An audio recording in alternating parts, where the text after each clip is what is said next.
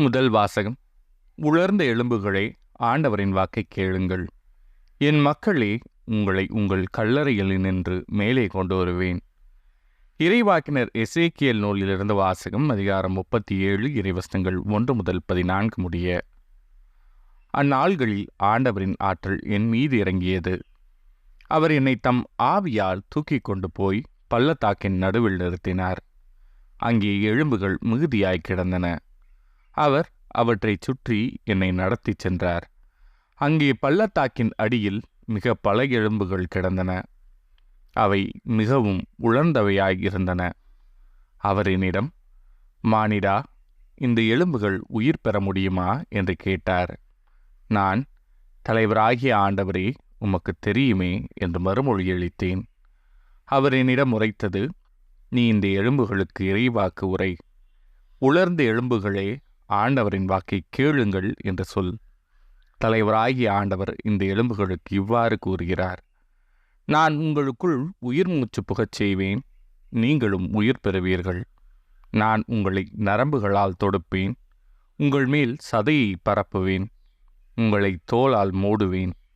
பின் உங்களுக்குள் உயிர் மூச்சு புகச் செய்வேன், நீங்களும் உயிர் பெறுவீர்கள். அப்போது நானே ஆண்டவர் என அறிந்து கொள்வீர்கள். எனவே எனக்கு கட்டளையிட்டபடி இறைவாக்கு உரைத்தேன். நான் இறைவாக்கு உரைக்கையில் உராயும் ஓசை கேட்டது. ஒவ்வொரு எலும்பும் தனக்குரிய எலும்புடன் சேர்ந்து கொண்டது. நான் பார்க்கையிலேயே அவற்றில் நரம்புகள் ஏற்பட்டு சதை தோன்றி தோல் அவற்றின் மேல் மூடியது. ஆனால் அவற்றில் உயிர் இன்னும் வரவில்லை. பின்னர் அவர் என்னிடம், உயிர் மூச்சுக்கு இறைவாக்கு உரை. மானிடா, இறைவாக்கு உரைத்து உயிர் மூச்சிடம் சொல். தலைவராகிய ஆண்டவர் கூறுவது இதுவே. 4 காற்றுகளிலிருந்தும் உயிர் மூச்சே வா, நீ வந்து கொலையுண்ட இவர்களுக்குள் புகு. அப்பொழுது இவர்கள் உயிர் பெறுவர். எனவே அவர் எனக்கு கட்டளையிட்டவாறு இறைவாக்கு உரைத்தேன். உடனே அவர்களுக்குள் உயிர் மூச்சு புகுந்தது. அவர்கள் உயிர் பெற்று காலூன்றி மாபெரும் படைத்திரள் போல் நின்றனர்.